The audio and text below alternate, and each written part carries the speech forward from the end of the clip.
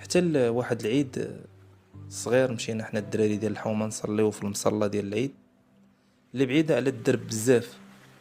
ملي كنا راجعين وقفوا علينا واحد الرجال بطونوبيل كات كات الجاج فيمي وهما دايرين اللحيه، وعيطوا لي بسميت امي ولد حليمه وولد حليمه.